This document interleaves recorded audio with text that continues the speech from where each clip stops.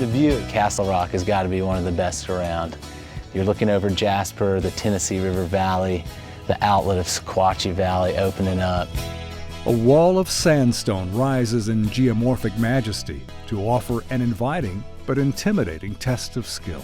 It's a fantastic view, and you're seeing into Tennessee, Alabama, probably a little bit of Georgia way out there.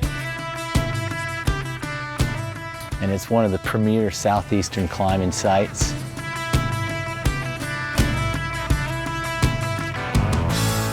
So Castle Rock is becoming a world-class climbing destination here in the southeast, right outside of Jasper. You can see it from Interstate 24 as you come in, this big, beautiful, sunny bluff.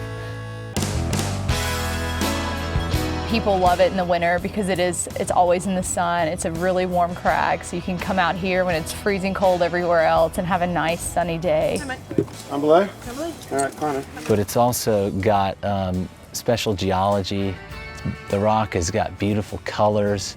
The edges and side pulls and handholds that we use to climb it are kind of unique here. Castle Rock's got these what we call test pieces, these harder climbs that climbers aspire to. Climbs called like the Predator, 100 feet of vertical, in-your-face, technical movement. You make one small error with your foot or hand, and you're falling onto your rope. So it's small holds where you might look at a hold and say, there's no way I could ever actually use that. But the combination of how you use your feet and how you move your hands, actually it becomes a decent hold. And so it's very, very straight. So you're climbing very vertically on very small feet and very small hands, but you're just very careful and balancy, vision ballet or yoga, instead of just burly, hard rock climbing.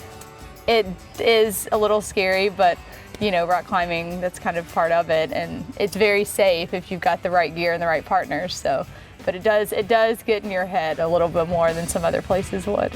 The thrill of this challenge keeps climbers coming back. I've heard other people say that they were climbing here in the 60s and 70s, so it's been a long time.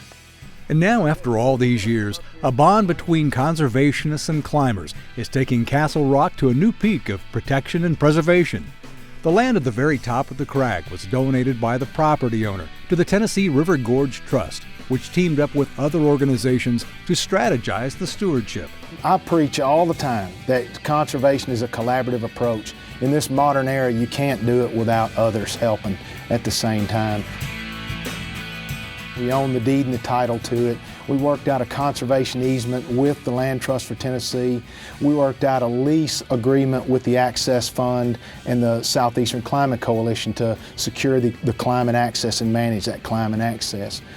So I think all of our projects need to be done that way. It gives that checks and balance approach to, in a way, governing a piece of land for the public.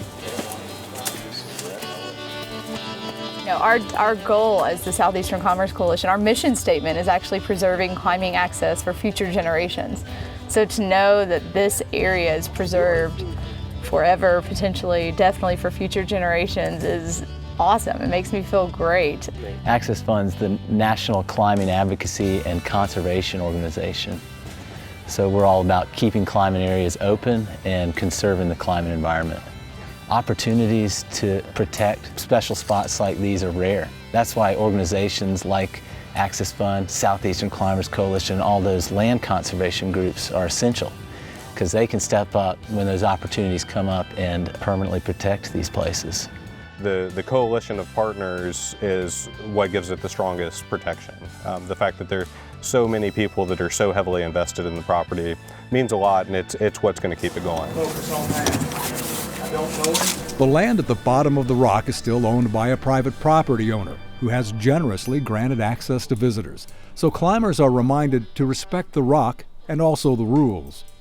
For those involved in the collective collaboration to protect this iconic landmark, the success of their venture brings diverse reasons to celebrate. What I like to think about with conservation in particular is it's as good right now as it'll ever be, and so we need to protect things before we're gone. But we're talking about protecting things that people have been used to enjoying for their entire lives, and it is, in some cases, it's taken for granted. And I think in this region in particular, we're getting known for all of our outdoor recreation. from hiking, cycling, mountain biking, rock climbing, and the rock climbing, it really is taken off, and it's a neat sport, and it's a good way to get people out into nature, and it attracts the kind of people that are really interested in stewarding the land and doing a good job with it.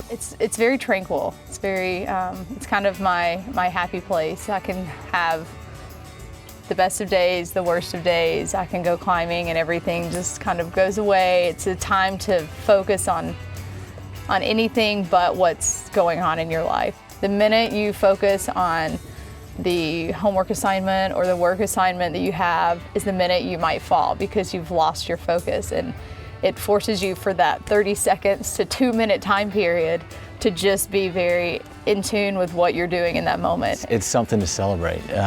It's a relief, and it also makes me humble and proud to know that there's organizations that are focused on this sort of thing and permanently protecting them for us and future generations. For me, it's pretty simple. Habitat. It's defined as food, shelter, water, and the last one we always forget, space.